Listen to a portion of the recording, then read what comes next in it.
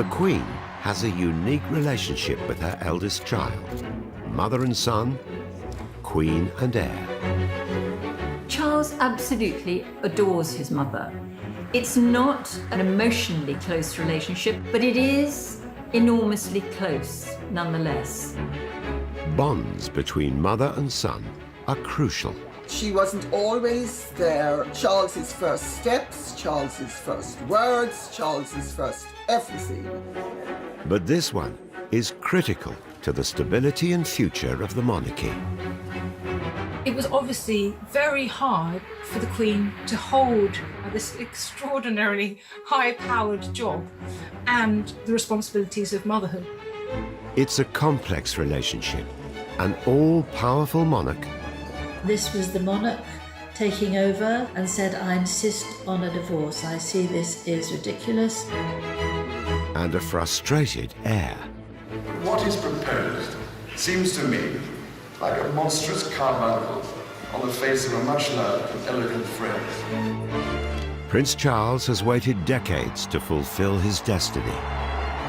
I, Charles, Prince of Wales, do become your liege man of life and limb.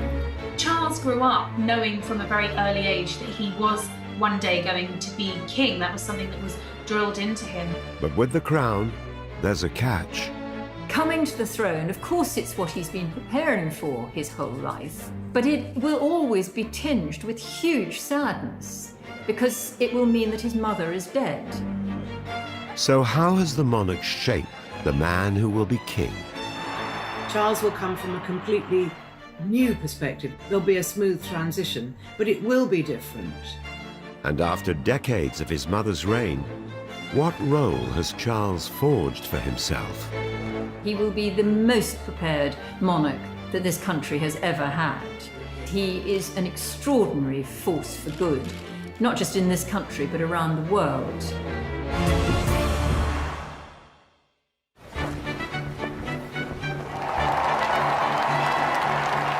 Elizabeth II is queen to the nation. But to her 4 children, she is first and foremost a mother. At the age of 94, she is relying on them more than ever. And one in particular has begun to step out from her shadow. Her eldest son, Prince Charles. He has more recently been known as the Shadow King because he's been taking on many more of the duties and responsibilities. We see him laying the nation's wreath at the cenotaph. He is taking on some of the aspects of kingship for the future that is to come.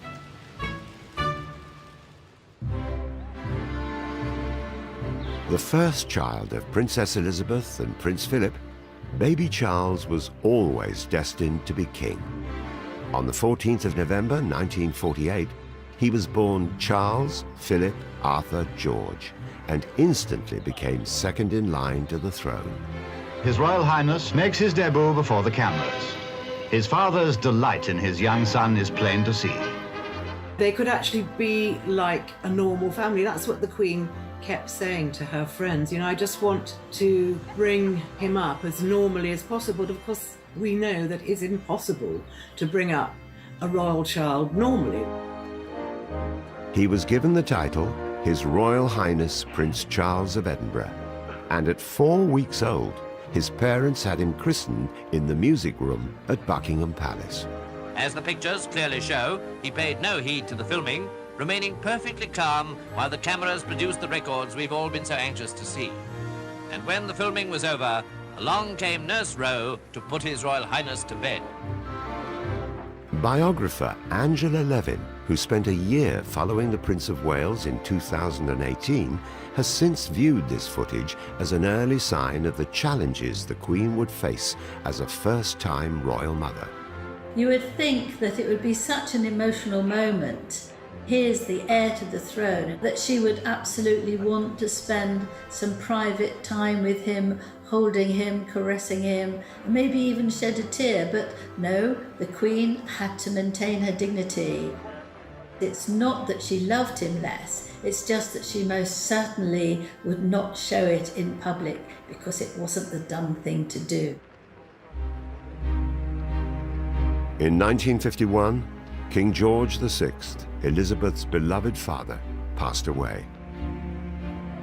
At just 25, she became queen.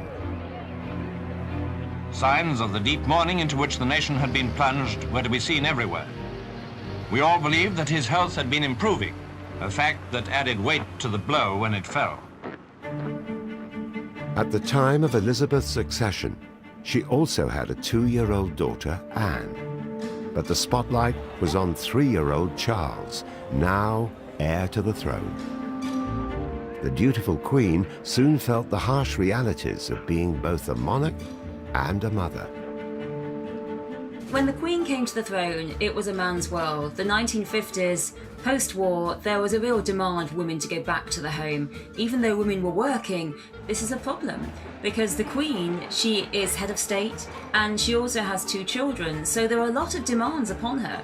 If you had children and you had a career, you pretty much had to pretend they almost didn't exist because that was the job of a wife. She actually eventually moved her Prime Minister's meeting to the evening rather than earlier so she could see her children, which didn't happen very often. But if she wasn't busy, she would sit by the bath and play with her children. Queen Elizabeth's coronation took place in June 1953 in a lavish ceremony at Westminster Abbey. Charles was just 4 at the time, but more than half a century later, speaking for his mother's 80th birthday, he could still remember that day. I have vivid memories of the coronation, of my mother coming to say goodnight to my sister and me while wearing the crown so that she could get used to its weight on her head before the coronation ceremony. Of thousands of people gathered in the Mall outside Buckingham Palace chanting, "We want the Queen," and keeping me awake at night. He was very excited and he'd been promised a party with all his friends after the coronation. So the Queen came to say hello to all his friends in the upper rooms of Buckingham Palace after the coronation. She came in all her finery and her robes. Footage from soon afterwards showed the new monarch successfully balancing motherhood with her royal duties. Many carefree and touching moments were caught on camera during summers at Balmoral. It became a sort of wonderful time for the children there. They loved the open spaces. They could run, they could horse ride. They also used to do an awful lot of barbecues, with Prince Philip being in charge of the barbecue. But the Queen was fiercely dedicated to her new role, even if that meant spending long periods of time away from her young son. She wasn't always there as and when she would have liked to be. Charles's first steps, Charles's first words, Charles's first everything took place when she was abroad doing her duty. The Queen's dedication to her royal role, particularly in those early years, had an inevitable impact on her family life and the bond with her young son. Growing up, there wasn't a particularly close relationship between Charles and his mother, and I think probably on more occasions than not, he probably looked at her as the Queen rather than his mother. It was probably quite difficult to distinguish between the 2 different roles. While away on royal duties, the Queen, like her own mother, would rely on outside help to raise her children. The nannies did most of the care, if not all of the care, and he lived with the nannies on the nursery floor at Buckingham Palace. Really, it was the nannies that were closer to him than anybody else. These female figures would become significant to Charles throughout his life. Scottish nanny Helen Lightbody worked for the family between 1948 and 1956. Prince Charles liked her very much, but I think here was the first sign that the Queen was a little bit jealous, because she thought she was too stern, but also the Queen had chosen a rather delicious dessert for Prince Charles to have that day. and she decided he couldn't have it. Perhaps it was too sugary, we're not told. And the Queen was so cross. Now, if that isn't a sort of, I know what's best for my little boy, I don't know what else is. Mabel Anderson, or Mipsy as she'd become affectionately known, started as a royal nanny in 1949. Grant Harold met her many years later while working as butler to the Prince of Wales. I found her absolutely terrifying, not because she was very polite, she was friendly, but she was a traditional nanny. I mean, very much a Mary Poppins to my mind. But he was very close to her. You can see there's a very close bond. Another crucial maternal figure in the young prince's life was his grandmother. The Queen Mother, who he's referred to as magical, his magical grandmother with whom he had his closest family relationship, because it was the Queen Mother that he could go to for hugs and encouragement and praise. These figures around the young prince nurtured him and offered the support his parents often couldn't provide. Even though the Queen and Prince Philip were not around for a lot of the time, he had an amazing support network of these surrogate parental figures in his life that I think have shaped him and made him the man he is today. In November 1953, the Queen and Prince Philip set off on a 6-month tour of the Commonwealth. After the stay in Fiji came the visit to Tonga, and here, as you'd certainly expect, an outstanding welcome was in readiness for the royal travellers. 5-year-old Charles and Anne, who was just 2, were left behind in the care of their nannies. It was obviously very hard for the Queen to hold this extraordinarily high-powered job and the responsibilities of motherhood. Years later, Charles recalled the lack of contact and the struggles of being thousands of miles away from his parents for so long. My parents being away for long overseas tours during the 1950s, and of determined attempts to speak to them on the telephone in far distant lands when all you could hear was the faintest of voices in a veritable storm of crackling and static interference. I'm sure he had no idea why his mother was away so much. Children can't possibly understand these things. But we do know, from what he said later to his official biographer, Jonathan Dimbleby, that he did resent the absences, that he was hurt by them. After 6 months apart, Charles and Anne sailed out on the Royal Yacht Britannia to join their parents. For the royal children beginning their voyage to the Mediterranean, this must have been easily the most thrilling day of their lives. But a still more thrilling one lay ahead, the day when they would reach Tobruk and see their mother and father again. But the long-awaited reunion appeared to be rather restrained. Prince Charles was 4 or 5, I think, and she just shook his hand. The Queen was so much the Queen at that time that she couldn't slip into being the mother when she came back. The Queen said that they were terribly polite. I don't think they really knew who we were. For the Queen, that must have been terribly hard. In recent years, the prince has opened up about his mother's absence during his childhood. He's spoken since about the fact that he found his parents emotionally reserved, that he was yearning for a sort of affection from them that they were unable or unwilling to give. They weren't the people to whom he could turn for that. Prince Charles was left out of the feelings of that most children really need when they're part of a family. It's taken him, I think, decades to get over it. But the prince's candour about his mother may have pushed them further apart.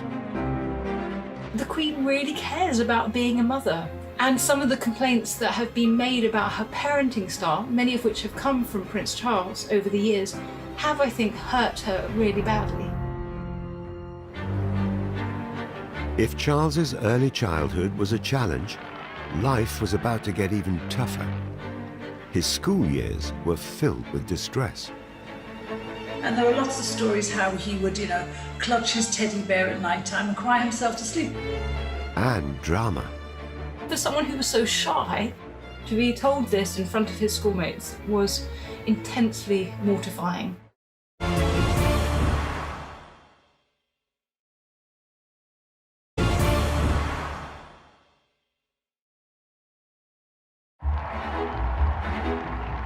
The Queen's decisions about young Charles would become vital to the future stability of the monarchy. The Queen was just 27 when she was crowned.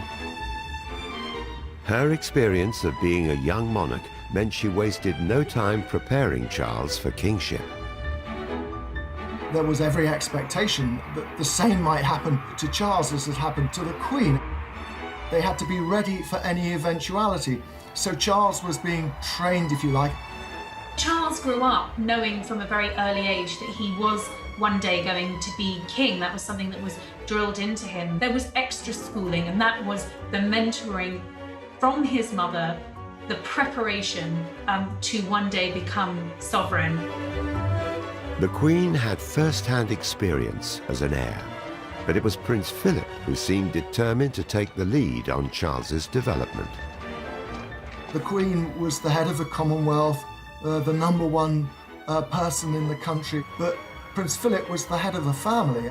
Prince Philip was a good father. He read to him, he opened his eyes to the countryside, he loved the physical side of being a father, the rough and tumble of it all. The Duke, who'd served as a Navy commander, took a no-nonsense approach with his son.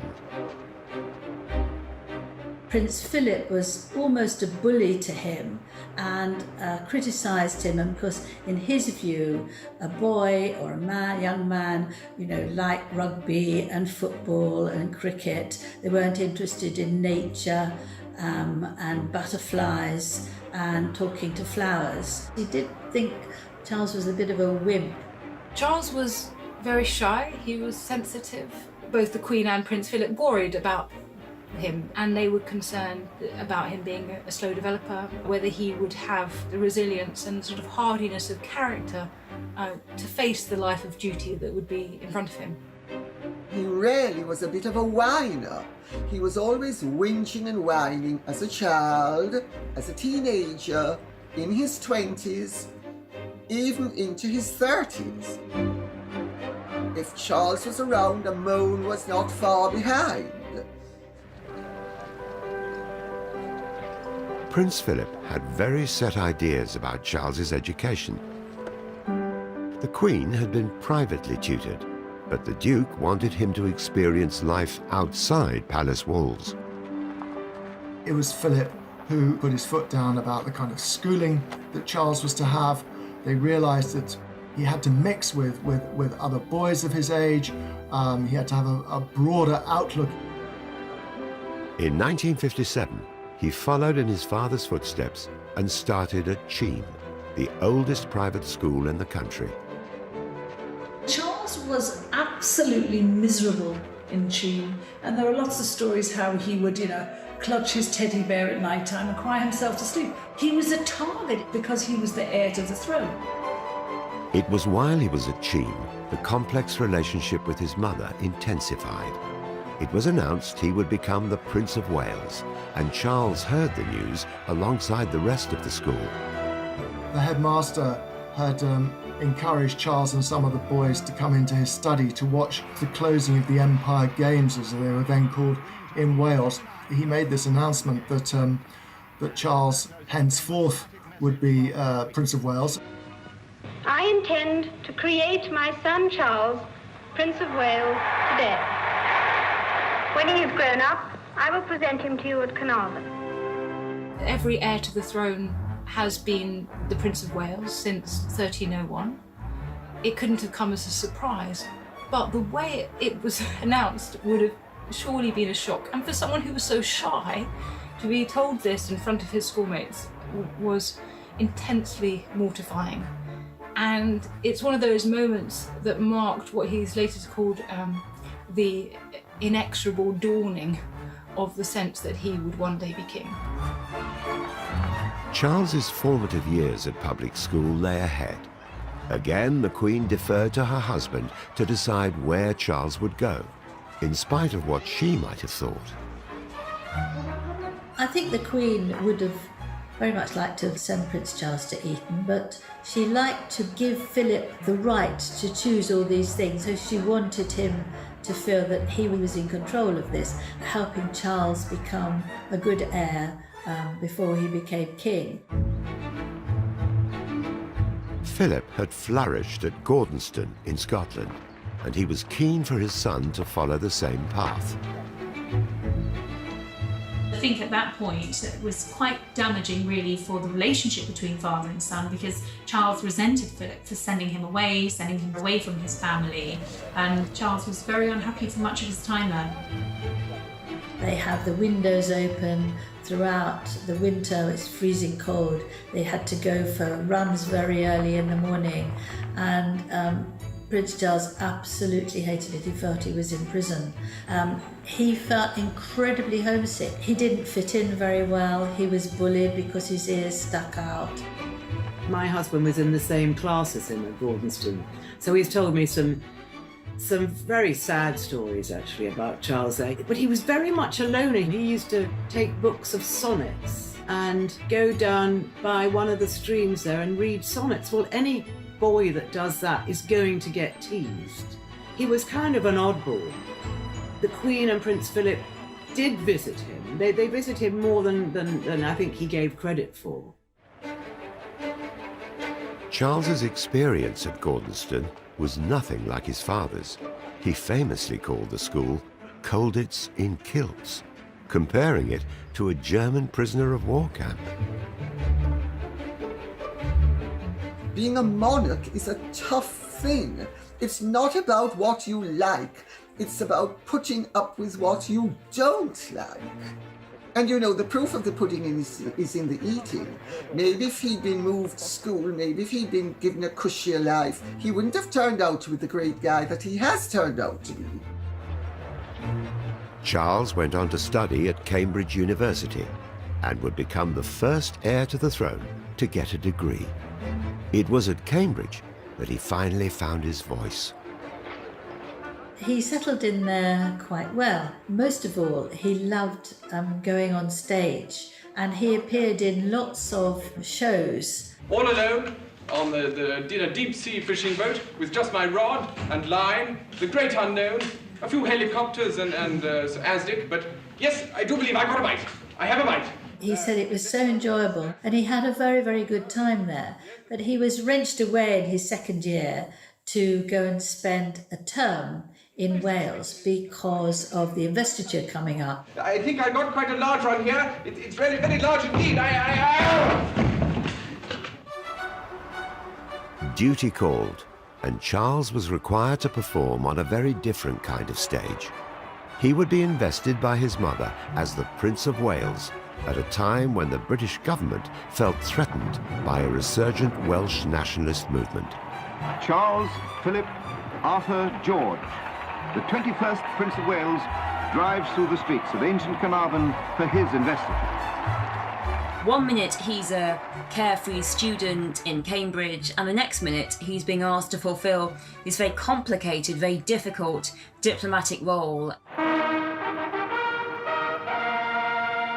On the 1st of July 1969, his investiture ceremony took place at Carnarvon Castle, the birthplace of the first English Prince of Wales.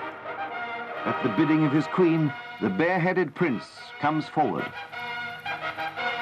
Really, looking back, seems an incredible amount to ask of such a young man. You know, you can see the sort of nervousness in Charles's face that he has to play this whole medieval role in the investiture. Charles was determined to deliver for the public, but most importantly, his mother. Charles, being heir apparent, was always going to be an absolutely pivotal moment in his life. The coronet for sovereignty. You can clearly see how proud the Queen is of her son, and particularly when he delivers his speech in Welsh, thus establishing an early and genuine connection with the Welsh people, which would have been incredibly important not just to him, but also to his mother. That investiture gave the world its first proper glimpse of the relationship between mother and son. I, Charles, Prince of Wales, do become your liege man of life and limb, and of earthly worship.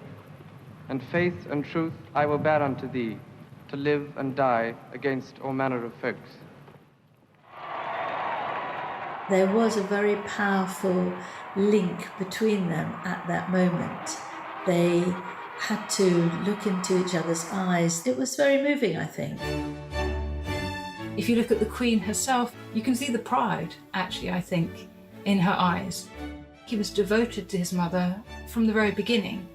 But this is a formal moment at which to acknowledge, to be her liege man of life and limb. It's quite something, and I think it was a very moving moment for him. You don't see the devotion very often, and I think in that ceremony you actually did. Charles absolutely adores his mother.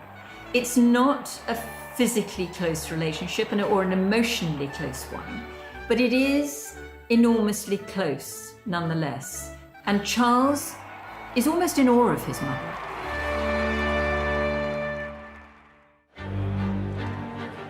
The Queen had never been prouder of her son, the heir. But in later years, it was his love life taking centre stage, and it sent the press, public, and his parents into a frenzy.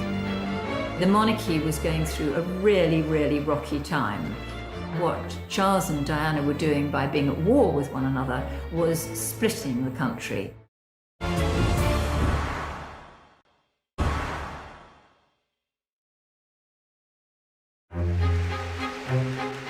When it came to romance, it was never going to be easy for Charles.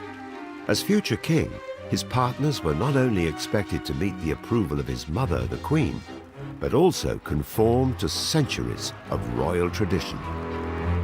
The heir to the British throne had to marry someone who wasn't a Catholic, who was an aristocrat or was royal, and who had no past, who had to be a virgin. I mean, this was grotesquely outdated, but it was this that was a burden on Charles. He felt that his family would disapprove if he strayed from them.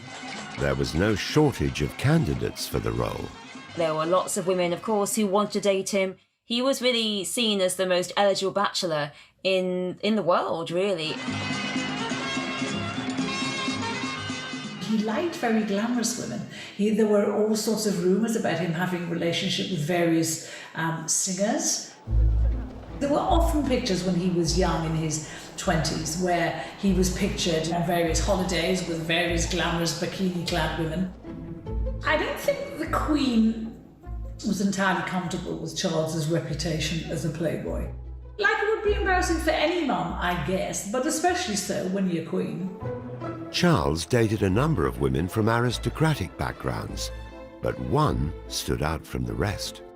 Charles met Camilla, then Camilla Shand. They met at a polo match, and there was an instant connection between them. But she did come with baggage, perhaps more baggage than the royal family wanted a future Princess of Wales to have. She'd had quite a colourful private life before, and she'd had a serious boyfriend before, Andrew Parker Bowles. Charles was very keen on her, but there was no question of them getting married because she was not regarded as being of sufficiently grand background to marry the Prince of Wales. It appeared the Crown, and specifically the Queen, was threatening to come between Charles and the potential love of his life. Prince Charles would have found it absolutely difficult, and I suspect he was angry about the fact that his mother, the Queen, was disapproving of Camilla. The Queen has to wear two hats. The Queen has to be Queen, and she's also a mother. As a mother, she'd obviously want whatever is good for her son. As Queen at that time, she has to consider the impact upon the monarchy, and really there was no way that Camilla would be accepted at that particular time. The hunt for a suitable wife went on and on and on and on, and people were getting very worried. The papers were always full of it. You know, when will the heir settle down? The headlines began to change in 1980 when Charles started dating Lady Diana Spencer. Diana, would have been pretty much perfect for the palace. I mean, she was a young, beautiful bride. Her father, Earl Spencer, and the Spencers generally had been associated with royalty for many, many years. In many ways, it was behind the scenes, a bit arranged, really. The Queen Mother, the rest of the royal family, they all approved wholeheartedly of Diana. They thought that she was absolutely ideal. Charles was now not only under pressure from the press, but also from his mother. There came a point when I think he probably got a nudge from the Queen, who was saying, is there going to be a point when you're going to settle down? Because you're going to need to. After a whirlwind romance, the couple were married in what was dubbed a fairy tale wedding at St. Paul's Cathedral. The wedding of Charles and Diana, in so many ways, eclipsed all the royal weddings that have happened since in terms of its glamour and its interest. And the Princess Diana really was the fairy tale princess.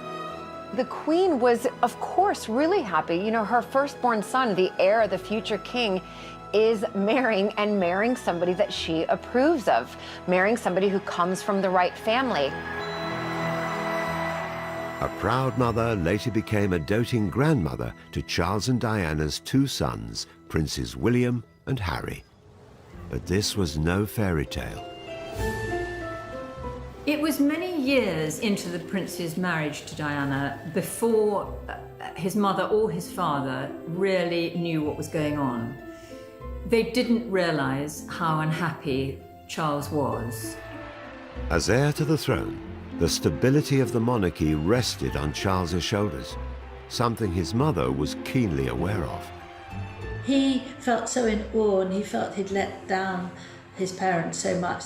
And they talked with Prince Philip and her, and she was saying to them, please try not to do this, be less selfish and think what you can do with the monarchy. And here this is very important, because here we see the mother-in-law, the mother, being the monarch, that actually she felt that the most important thing was not to disrupt the monarchy, not to shake it about.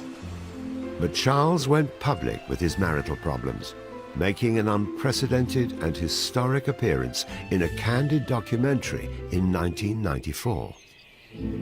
Did you try to be faithful and honourable to your wife when you took on the vow of marriage? Yes, absolutely. And you were? Yes. Until it became irretrievably broken down. I think the Queen was hurt by the whole Dimbleby exercise. Dimbleby wrote a book as well as doing the interview. Charles surrendered all his letters and diaries, so all his private thoughts were in the book, and his private thoughts about his upbringing and his relationship with his parents. And I think the Queen was very hurt to hear that Charles didn't feel he was sufficiently loved by his parents. And as for the admission of adultery, I think she just felt it was the most terrible mistake, and he should never have done it. But the Queen's troubles over Charles's marriage were far from over. After Charles's very public revelations, Diana hit back months later with this explosive and highly revealing interview on BBC's Panorama. Well, there were 3 of us in this marriage, so it was a bit crowded.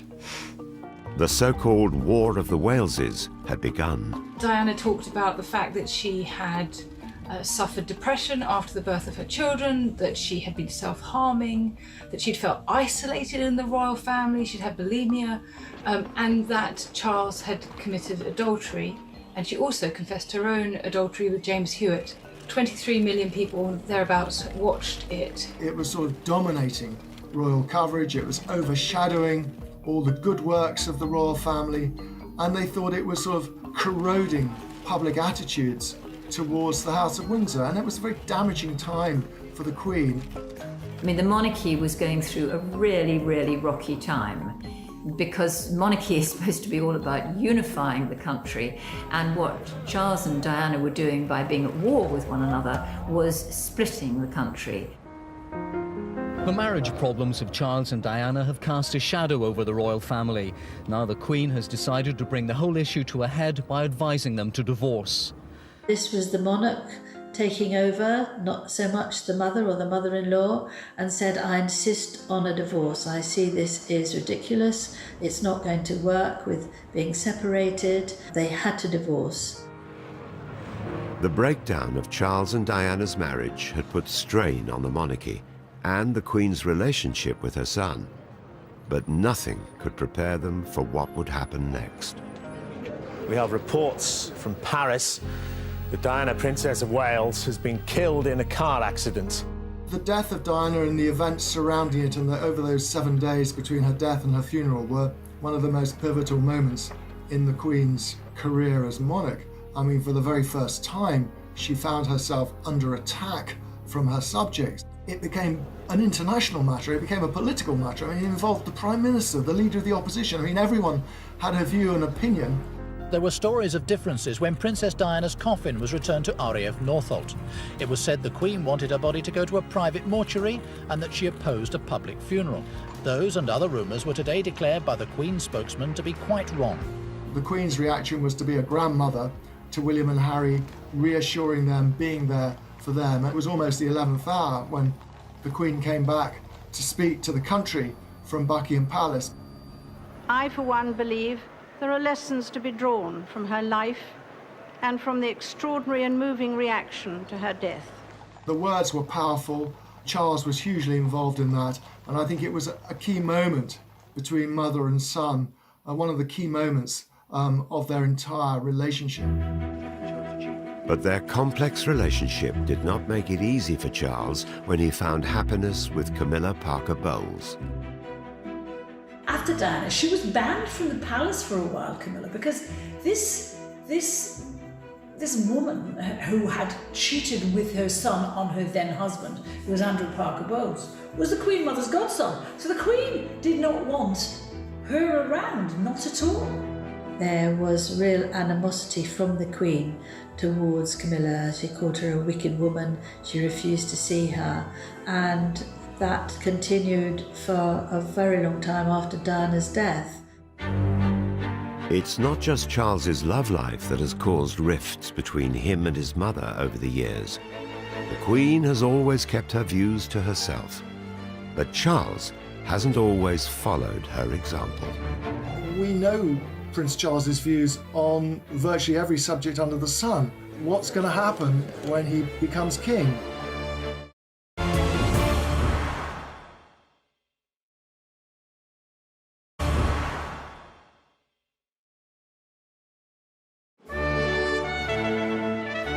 At 71 years old, Prince Charles is the longest-serving heir apparent in British history.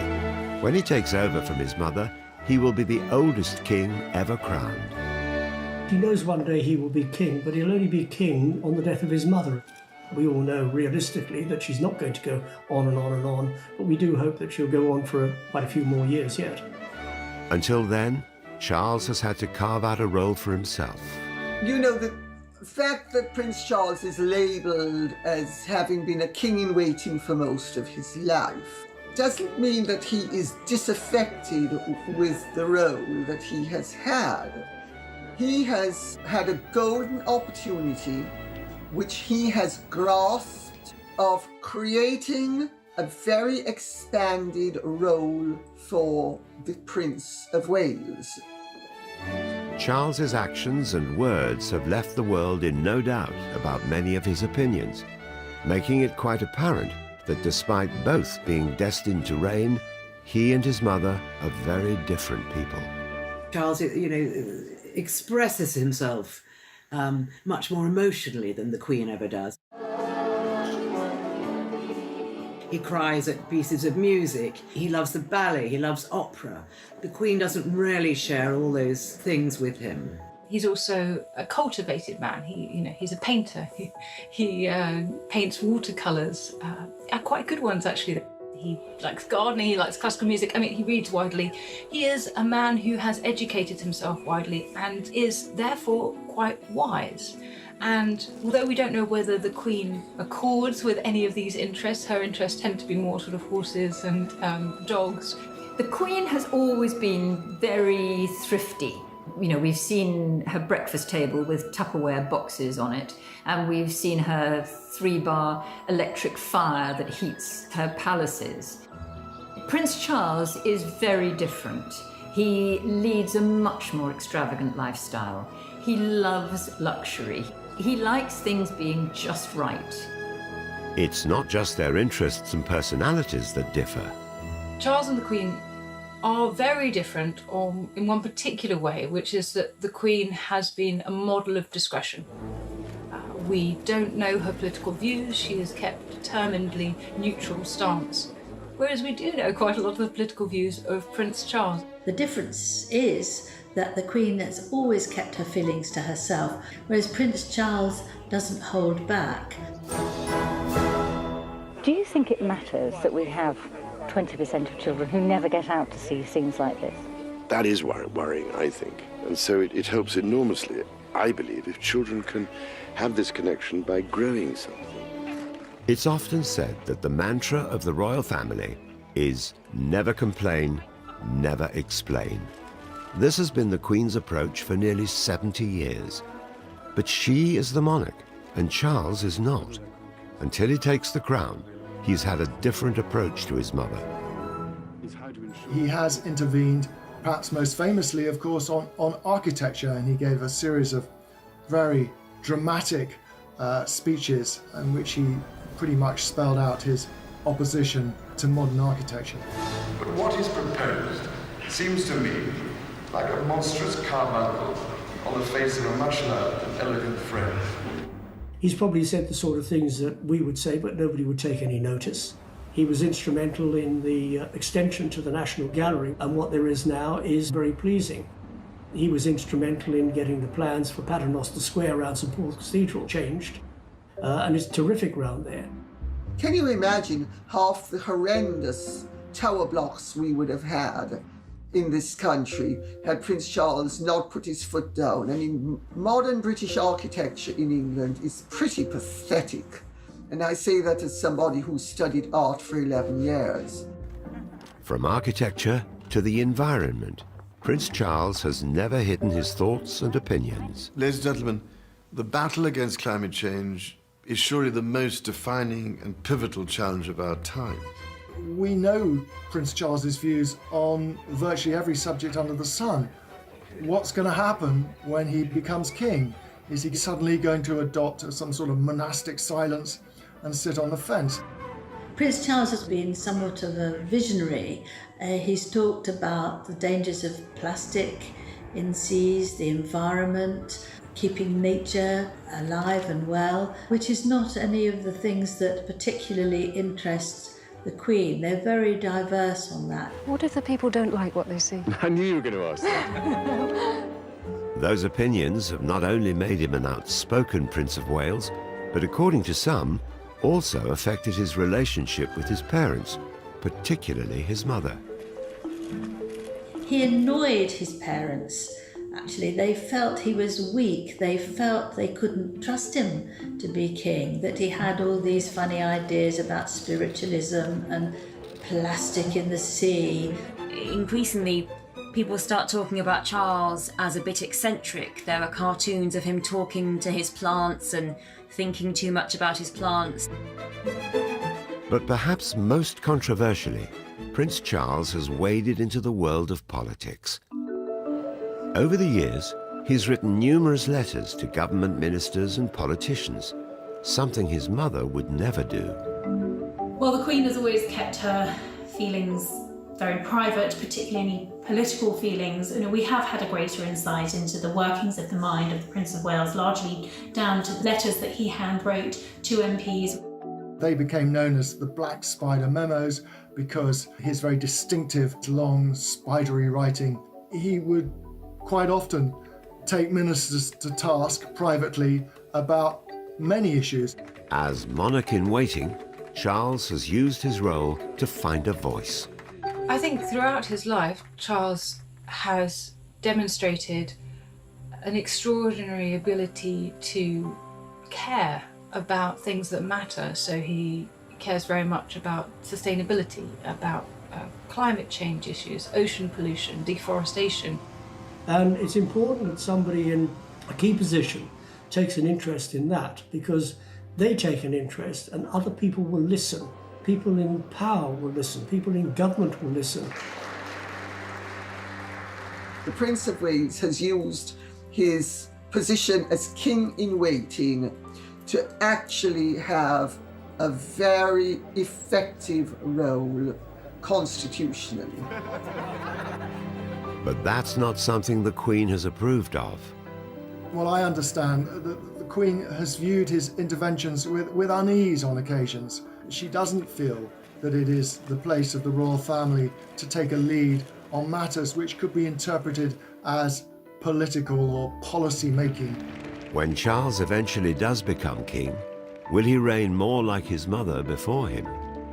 She has been extremely measured over the years, and where Prince Charles has not been, but then their roles have been radically different. Prince Charles has given private assurances that when he's king, he will not meddle. She knows he will make a good king. King in a different way from how she was queen, but they are very different people, and they represent different times.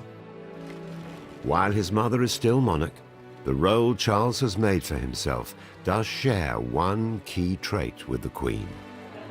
I think for the Queen, everything is about duty. Duty comes first, and that goes back to a bygone time. There's no manual about how a Prince of Wales should spend his life, and in fact, previous Princes of Wales have frittered their time away. Charles has always had a really keen sense of duty.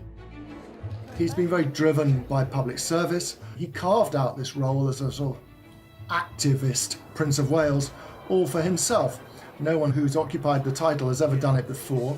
And I think the Queen was very supportive of all his many initiatives. She's praised his work with the Prince's Trust, for example, on several occasions. The Prince's Trust is a charity founded by Charles. It supports 11 to 30-year-olds who are unemployed and those struggling at school. He cares passionately about people, about the people who one day he will reign over. He cares about their living conditions, he cares about their future, about the future for their children, and he's got a finger in absolutely every pie and has made life so much better for so many millions of people the world over.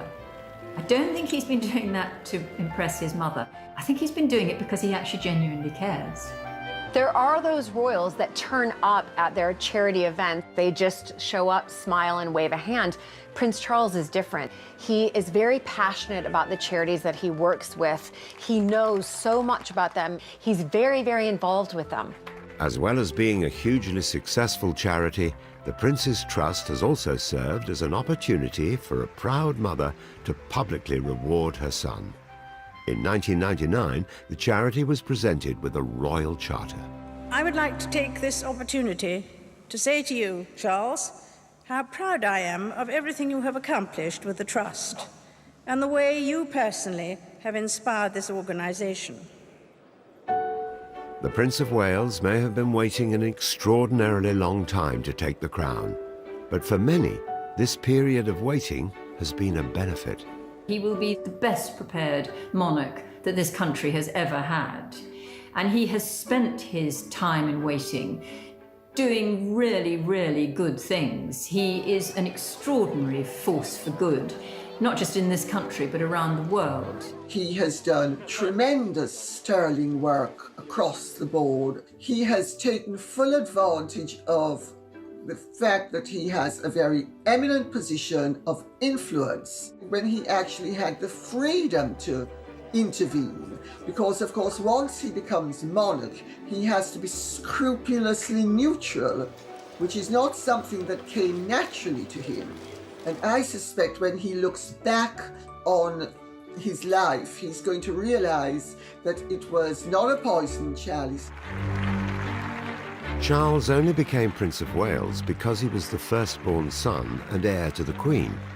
Elizabeth is, of course, mother to 3 other royals. She really was able to be a mother to them in a way that it was completely denied to her with Charles. Whereas Prince Charles, grew up knowing that one day I will be the next king, whereas the other three could just relax into it, go to school, in one sense have as much of a normal childhood as one could possibly have in the royal family, but I think much more than Prince Charles himself.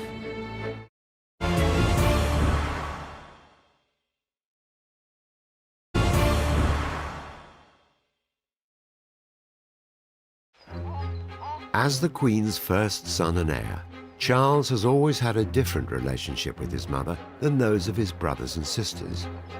So how did his childhood compare to his younger siblings? Anne, Andrew, and Edward. Charles was a very introverted little boy. He was very unconfident and withdrawn. And I think that his father, in particular, was worried that he wasn't manly enough. Compared with his sister, Princess Anne, who was 2 years younger than Charles, was a much tougher, more resilient character. She was much more of an extrovert, just very happy in her own skin. She had a great relationship with her father. They were both very opinionated. And so I suspect Prince Charles looked at that thinking, I wish I had just a little bit of that in me. The Queen is well known for her love of horses. From an early age, Princess Anne shared her mother's passion for all things equestrian, helping to strengthen their relationship to the possible exclusion of Charles. Princess Anne and the Queen bonded over their love of horses, where Prince Charles, maybe at a younger age, didn't show the same enthusiasm or interest. The Queen did teach Charles to ride, but he wasn't a natural like Anne, and that gave Anne and the Queen an opportunity to ride out together and to bond over that love of riding. He didn't have that same maternal bond with the Queen that Anne enjoyed. By the time the Queen gave birth to her third child, Prince Andrew, in 1960, Charles was already away at boarding school. Opportunities for him to bond with his siblings and parents were limited to school holidays. I don't think Charles had much of a relationship with his siblings as he was growing up because he was very rarely there. So he just didn't see them. He didn't have much of a relationship with them as they were born quite a long time after him. So he's never been close to them. With Charles spending weeks at a time away at boarding school, the Queen was able to devote more time to her younger sons than she had with him. Don't forget that when she came to the throne, she was young, she was handling an enormous set of new responsibilities being sovereign, and of course coming to terms with motherhood and all of the challenges that entailed. If she hadn't had to become queen, she would have spent a lot more time with Charles, as she did with Andrew and Edward. She would get involved with their education, she went to every single school play. She really was able to be a mother to them in a way that it was completely denied to her with Charles. As future monarch, Charles's childhood differed in one other crucial respect compared to his siblings.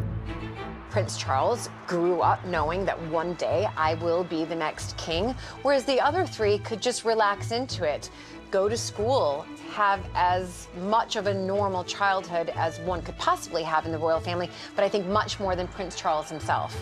He knew he was different. He was different by his birthright. He was the only one who was born heir apparent. And I think that sense of burden and responsibility rested quite heavily, even on very young shoulders, and just that sense of knowing that he was different. While the Queen has never admitted to having a favourite child, one of her sons is rumoured to hold a higher place in her affections. I think the Queen absolutely has a favourite, and I think it's Andrew, and there's a very good reason for that. Andrew was called the love child in the royal family because the Queen and the Duke were having rumoured problems in their marriage. The Queen's complex relationship with her eldest son Charles has led many to speculate how it affected his own approach to parenting. I think at first, when Prince Charles became a father, he left a lot of the parenting to Princess Diana, and we can see that, the hugging, the laughing, the cuddling that she did. But when Diana died, Charles had to become mum and dad. After her death, it changes completely, and he is very hands-on for those boys and knows that he has to be. He really stepped up that parenting role when he needed to. As Prince Charles's former butler, Grant Harold has witnessed his parenting style up close. He is a fantastic parent, very caring, loving, considerate. As far as where his parenting styles came from, she would have given him some pointers and advice. As a grandmother herself, the Queen now favours a more hands-on role than she did as mum to Charles. The Queen adores all her grandchildren, and she treats them all equally. Maybe William and Harry a little bit more equal than the others. The Queen's always been there for William and Harry. She has an incredibly close relationship with them, as she does with all of her grandchildren and her great-grandchildren. And one of the greatest joys and sources of pleasure in her life now are spending time with her grandchildren and her great-grandchildren, something that she didn't get to do perhaps as much of as she would have liked when she was a mother, because she was busy being Queen. Just as she has mentored Charles to become king, the Queen has also passed on her decades of experience as monarch to his eldest son and heir, William. The relationship between William and the Queen is very strong because, you know, she appreciates that one day he'll be king, and so she will, help him along the way, understanding the way things work. Prince Charles has long been the monarch in waiting, but as the Queen gets older, he's increasingly exerting his authority, with Camilla by his side. Never more so than when Andrew, the Queen's alleged favourite, caused a scandal because of his friendship with convicted sex offender Jeffrey Epstein. Charles's increasing influence became evident. Now, still not. The truth is, it's difficult for a mother to act decisively necessarily with someone she loves, and with Prince Andrew, maybe she was relying too much on what he was telling her about the Epstein scandal. While the Queen previously had called the shots, for Charles enough was enough. This time it was his turn to put monarchy before family. Charles and Camilla were in New Zealand at the time of Prince Andrew's interview, and I think Charles, like everybody else, he was absolutely horrified. And I think he felt he should take over here. And so he rang his mother and he said to her, Prince Andrew's my brother, but he cannot be allowed to behave like this. The Queen was guided by Charles, and I think that episode particularly illustrates just how involved Charles now is in the daily workings of the monarchy. He does have a leading role, and he is more powerful now than he ever has been. Buckingham Palace released a statement saying that Prince Andrew was to relinquish his royal patronages. Charles had effectively fired his younger brother as a senior member of the firm. He saw that Andrew had no option but to withdraw from public duty and absolutely pull back from all his official engagements. And he made that clear that that is what he expected his brother to do. Charles was now calling the shots, and he had to do what he was told. Throughout her reign, the Queen has served the country dutifully. But when the time comes for Charles to take over, is the future of the monarchy secure? There was a period when the Queen was concerned about the succession of the House of Windsor.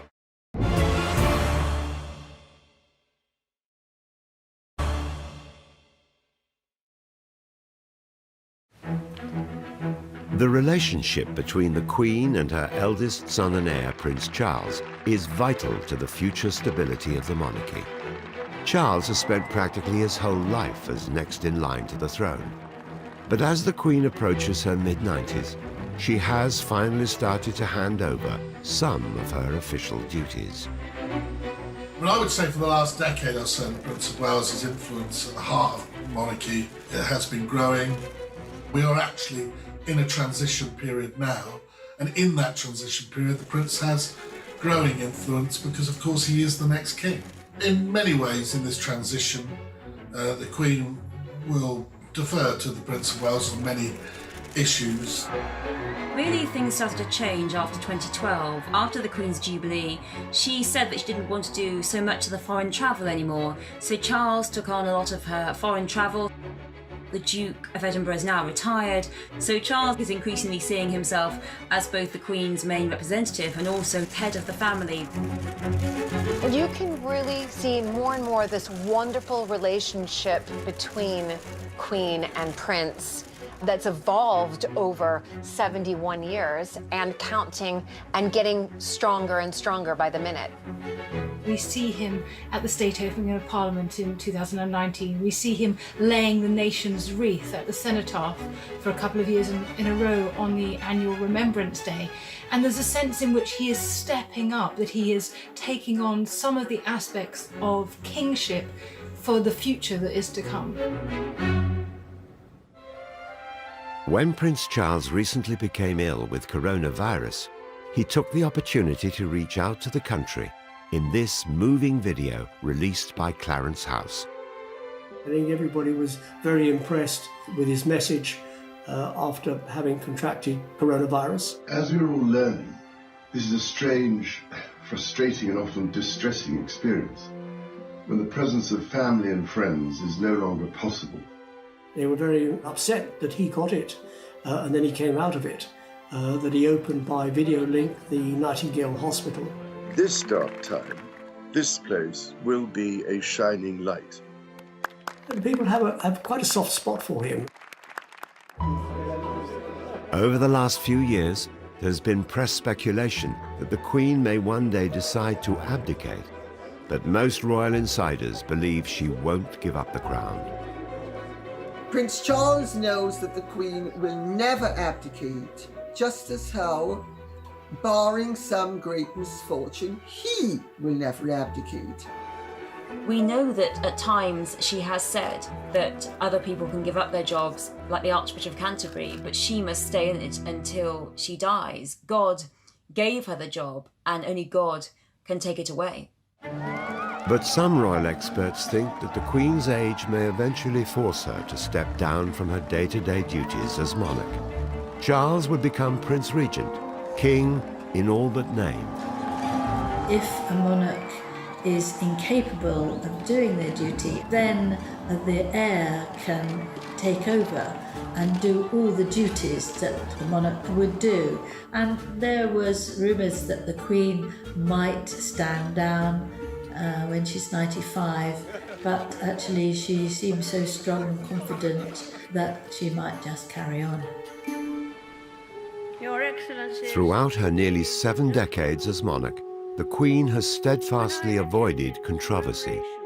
As Prince of Wales, Charles has been more forthright with his public opinions. But that could all change. He knows that he will not be able to make these sort of pronouncements once he becomes king, that he will have to draw back from being a vocal opponent to various things. I think we've seen that recently when he went to Jerusalem and to Palestine and the occupied territories, and he showed his statesman-like role there. Very delicate political situation, but one that he dealt with very well. For decades, we've been used to Charles speaking out on all manners of things, from the environment and conservation and all sorts of other issues. Today, the Northwest Passage is becoming a deeply worrying reality as the results of human activity warm even this remote ocean. It's unlikely he'll be able to make those dramatic speeches that he has in the past, but he'll still communicate with ministers, but it might have to be done a bit more subtly. After the struggles of his childhood, Charles has now finally become accepting of his mother. While the Queen, who has long worried about him, now knows the monarchy is in safe hands. There was a period when the Queen was concerned about the future, but the feeling now is that the succession of the House of Windsor is secure. Queen knows that in her son she has a very stable, certain, confident future king. I think he's learned a lot from his 71 years of life. He's also had to follow the footsteps of the greatest queen this country has ever seen. And he has her as his role model. The Queen and Prince Charles's relationship is better than ever. But as king, could he ever command the same degree of affection from the British public as his mother? Some people don't really like Prince Charles, and they still stand up for the late Princess of Wales. But I think that the majority of people have come round to thinking he's been much underrated, and he actually could do a good job as king. As time goes on, Charles is definitely getting more popular because people can see that he is now so very much helping the Queen. Therefore, because of that role, people are responding much more positively. The Queen and the British public have also come around to the prospect of Camilla alongside Charles on the throne. The Queen recognises how good Camilla is for Charles, and with a stable woman alongside him, the crown is in very safe hands. As king, Charles will follow his mother's example. He also knows the monarchy needs to evolve to survive. Charles has spoken for a long time about having a slimmed-down monarchy, and he will. Charles will come from a completely new perspective. There'll be a smooth transition, but it will be different. I think he will make a very good king. So many things have influenced him, his parents, his grandmother, and I think that all these things have gone to make him a very special man. Well, even from a very tender age, she's always known exactly what to say. The Queen's speeches in Triumph and Tragedy, brand new next Saturday at 9:20. Find out what life's like inside the world's most secretive state. It's Michael Palin in North Korea Thursday at 9. And next, the tales behind the tunes. It's ABBA, secrets of their greatest hits.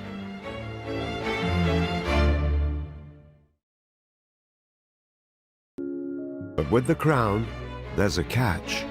Coming to the throne, of course, it's what he's been preparing for his whole life, but it will always be tinged with huge sadness because it will mean that his mother is dead. So how has the monarch shaped the man who will be king?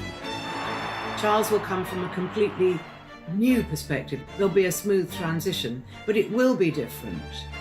And after decades of his mother's reign, what role has Charles forged for himself? He will be the most prepared monarch that this country has ever had. He is an extraordinary force for good, not just in this country, but around the world.